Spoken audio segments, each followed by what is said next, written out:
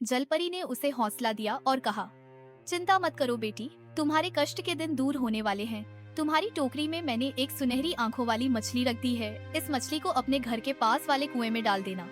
बस फिर इससे तुम जो मांगोगी वही मिलेगा। सुमन ने जलपरी को धन्यवाद दिया और घर जाकर उस मछली को अपने कुएं में छोड़ दिया। उस रात उसकी सौतेली माँ ने उससे कुछ नहीं कहा। जब सुमन उस कुएं पर पानी भरने जाती तो वह मछली उसे दिखाई देती और उससे बातें भी करती, परंतु जब कोई और जाता तो वह मछली पानी में छिप जाती।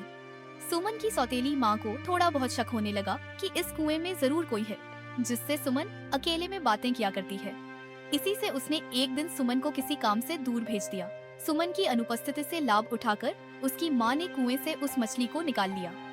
सुमन के लौटने से पहले ही उसकी माँ ने उस मछली को पकाकर खा भी लिया। जब सुमन काम से लौटी तो वह कुएं पर गई। वहां पहुंचकर वह मछली को बुलाने लगी, पर मछली ने कोई जवाब नहीं दिया। वहां मछली होती तो कोई जवाब आता भी। सुमन वही कुएं की दीवार से सिर पटक पटक कर रोने लगी। फिर वहां जलपरी आई और कहने लगी, बेटी चुप हो जाओ, रोने से काम नहीं चलेगा। तुम्हारी सौतेली माँ खा गई है। उसने मछली की हड्डियाँ सामने के मैदान में फेंक दी हैं।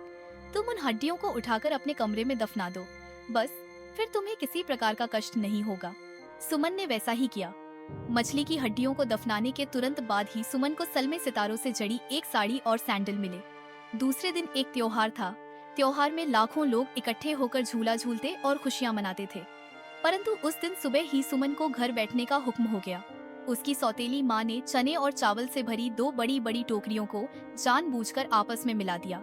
वह सुमन को मेले में नहीं ले जाना चाहती थी। उसे विश्वास था कि न यह काम समाप्त होगा और न यह मेले में जा सकेगी। उसने सुमन से कहा, सुमन तुम घर बैठकर इन चनों और चावलों के दानों को अलग अलग करो। घबराने की कोई बात नहीं, थोड़ी देर का काम है, जल्दी से खत्म करके मेले में आ जाना। इतना कहकर दोनों माँ बेटी सुंदर सुंदर कपड़े पहनकर मेले में चली गईं। उनके जाने के बाद सुमन की आंखों में आंसू आ गए। उस मेले में वह भी सज धज कर जाना चाहती थी। वह मन ही मन कई बार सोचती कि जब हम दोनों ही एक बाप की बेटी हैं, तो उसमें और मुझ में इतना अंतर क्यों। सुमन ने सिसकियां लेते हुए कहा, हे जलपरी मेरी सहायता करो। उसी क्षण वहाँ सैकड़ों चिड़ियां इकट्ठी हो गईं। सब चिड़ियों ने थोड़ी ही देर में चनों और चावलों को अलग अलग कर दिया। सुमन झटपट मेले में जाने के लिए तैयार हो गई। उसने वही सलमे सितारों वाली साड़ी और सैंडल पहने जो उसे कल मछली की हड्डियों को दफनाने के बाद मिले थे। उस साड़ी में सुमन राजकुमारी सी लग रही थी। ज्यों ही सुमन मेले में पहुंची, किरण उसे देखकर बड़ी हैरान हुई। वह अपनी माँ के कानों में कहने लगी, देखो माँ, कितनी खूबसूरत लड़की है। ऐसा लगता है जैसे कोई राजकुमारी हो। इसकी शक्ल बहुत कुछ हमारी बहन सुमन से मिलती जुलती है। आगे क्या होगा जानने के लिए बने रहे।